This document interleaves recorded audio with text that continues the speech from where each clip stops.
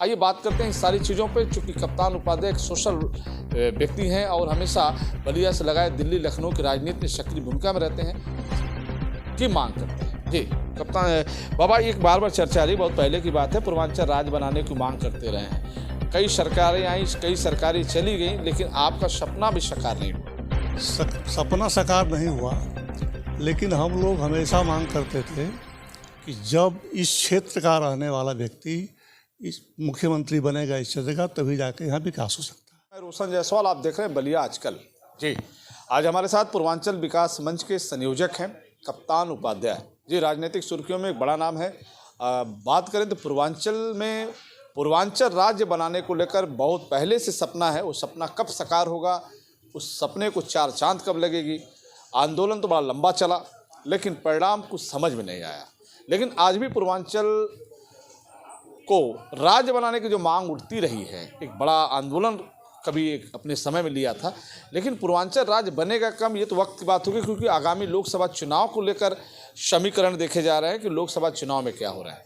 आइए बात करते हैं, चूँकि पूर्वांचल विकास मंच के संयोजक हैं, इनका क्या मत है कि सरकार कैसी होनी चाहिए, व्यवस्थाएं कैसी होनी चाहिए, बलिया विकास के आईने में बेहतर है या नहीं, बलिया में कौन सा विकास होना चाहिए, कौन सी विकास अधूरे में पड़े हैं, क्या क्या योजनाएं होनी चाहिए। आइए बात करते हैं इन सारी चीज़ों पे, चूँकि कप्तान उपाध्याय एक सोशल व्यक्ति हैं और हमेशा बलिया से लगाए दिल्ली लखनऊ की राजनीति में सक्रिय भूमिका में रहते हैं और पूर्वांचल राज्य की मांग करते हैं। जी कप्तान बाबा, एक बार बार चर्चा आ रही, बहुत पहले की बात है, पूर्वांचल राज्य बनाने की मांग करते रहे हैं। कई सरकारें आई, कई सरकारें चली गई, लेकिन आपका सपना भी साकार नहीं हुआ। सपना साकार नहीं हुआ, लेकिन हम लोग हमेशा मांग करते थे कि जब इस क्षेत्र का रहने वाला व्यक्ति इस मुख्यमंत्री बनेगा इस क्षेत्र का, तभी जाके यहाँ विकास हो सकता है। इसलिए कि यहाँ की सारी समस्याओं से अवगत रहेगा, अपने क्षेत्र के विकास करने में उसकी रुचि भी रहेगी। तो आज तो संयोग ऐसा जुटा है कि इसी पूर्वांचल राज्य की मांग करने वाले योगी जी मुख्यमंत्री हैं इसी पूर्वांचल से, और देश के सबसे लोकप्रिय प्रधानमंत्री मोदी जी बनारस इसी पूर्वांचल से सांसद हैं। तो अब तो हम लोगों की बड़ी आशाएं जगी थी कि जो पूर्वांचल राज्य बनाने के लिए हमारे योगी जी सेमिनार किया करते थे, मीटिंग किया करते थे, आज वही मुख्यमंत्री हैं। हमारे प्रधानमंत्री जी कहा करते थे कि जैसे पश्चिम का विकास हुआ है, अब पूरब का विकास करके दोनों का बैलेंस बनाया जाएगा। तो हम लोगों की बड़ी आशाएं जग गई थी कि अब लगता है पूर्वांचल राज्य का सपना साकार होने जा रहा है। संघ के लोग बराबर कहते हैं कि नहीं, हम लोग तो पहले से काशी प्रांत और प्रांत बात के छांट कर रखे हैं, तो बनेगा ही, बहुत इसमें विलम्ब नहीं है। अब इसमें हमारी बातें चल रही हैं, तो अब हम लोग इंतजार कर रहे हैं। बसपा तो उसने प्रस्ताव पारित करके मायावती ने भेज दिया था कि 4 भागों में बांट के प्रदेश के, दुर्भाग्य से उनकी सरकार चली गई और इसमें राज्य सरकार की कोई भूमिका होती नहीं है। केंद्र सरकार ही चाहेगा, जब चाहेगा तब होगा। मायावती कभी प्रधानमंत्री बनी नहीं, उनकी सरकार भी नहीं बनाए, उनके अधिकार में था, प्रस्ताव पारित करके भेज दिया। लेकिन हम लोग ज़्यादा आशान्वित हैं कि चूँकि इस प्रदेश का आकार भी बहुत बड़ा है, आबादी भी बहुत ज़्यादा है, तो विभाजन जैसे बंटवारा होता रहा है तहसीलों का, ब्लॉकों का, जिलों का, कमिश्नरियों का, उसी तरह से इसका भी विभाजन होगा, तभी जाके सुचारू ढंग से यहाँ का डेवलपमेंट और सारी चीज़ें हो पाएंगी। जी दोस्तों, मैं बताता हूँ कि पूर्वांचल के 27 जिलों की बात हो रही थी कि पूर्वांचल राज्य बनेगा, इसमें 27 जिले शामिल होंगे। पूर्वांचल की राजधानी कहाँ हो, इस पर भी बड़ा चर्चा उस वक्त हुई थी कप्तान उपाध्याय से। कोई कहा प्रयागराज में अच्छा होगा, कोई बोला काशी में अच्छा होगा, कोई कहा बोलो गोरखपुर में अच्छा होगा। तो पूर्वांचल की राजधानी बात हुई बनारस, प्रयागराज और गोरखपुर में भी चर्चा हुआ।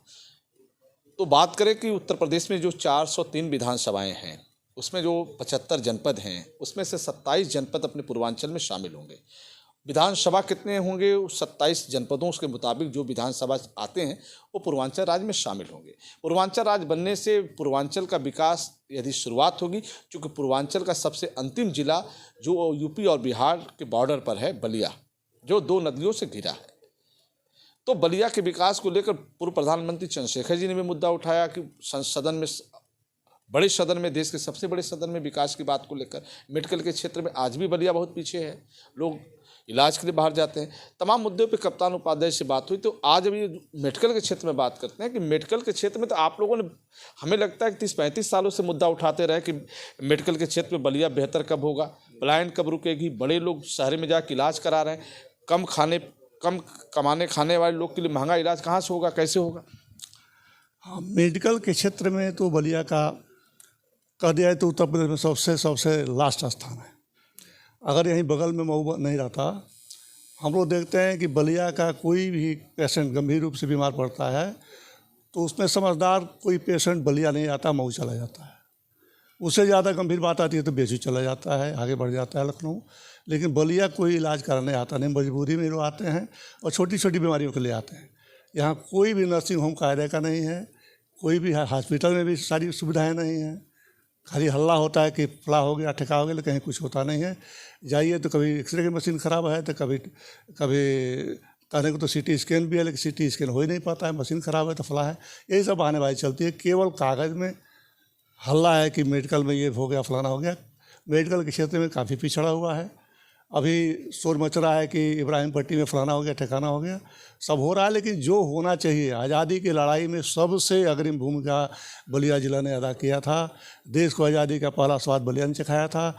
हम लोग बार बार मांग करते रहे कि पूर्वांचल राज्य तो बने ही बने, लेकिन बलिया को एक आदर्श जिला घोषित करके इसका सर्वांगीण विकास करना चाहिए नमूने के रूप में। लेकिन उस हिसाब से डेवलपमेंट बलिया का नहीं हुआ, किसी क्षेत्र में नहीं हुआ। लेकिन कप्तान उपाध्याय जी, आंदोलन भी तो आपका रुक गया, आंदोलन भी थम गया, आंदोलन भी नहीं हुआ, फिर पूर्वांचल राज्य का जो सपना कैसे साकार होगा? आप लोग भी तो थक गए।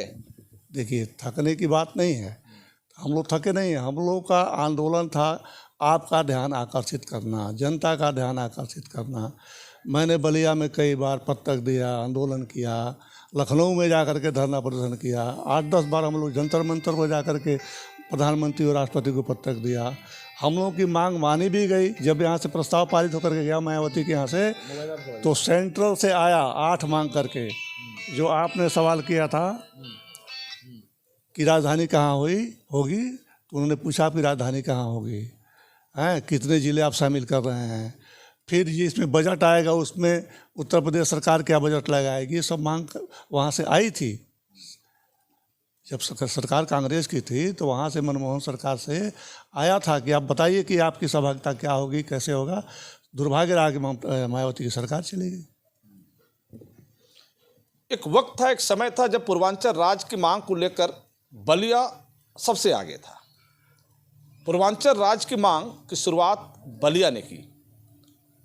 बलिया के नेताओं ने जिस तरीके से पूर्वांचल राज्य को मांग को लेकर, बलिया के डेवलपमेंट और विकास के मुद्दे को लेकर, जो पूर्वांचल राज्य बनाने की मांग को लेकर लखनऊ से दिल्ली तक आवाज़ लगाई, वो आवाज़ कहीं ना कहीं दब गई।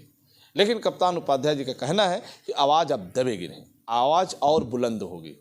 कब होगी, कैसे होगी, वक्त तय करेगा। लेकिन आगामी लोकसभा चुनाव के बाद फिर पूर्वांचल राज्य बनाओ का मुद्दा उठेगा, क्योंकि 2027 में विधानसभा चुनाव होंगे। उसके पहले पूर्वांचल राज्य बनाने की मांग उठेगी। फिर हम आपसे जुड़ेंगे, तब तक लेते हैं जुड़े रहें बलिया आजकल से। मैं रोशन जायसवाल, नमस्कार।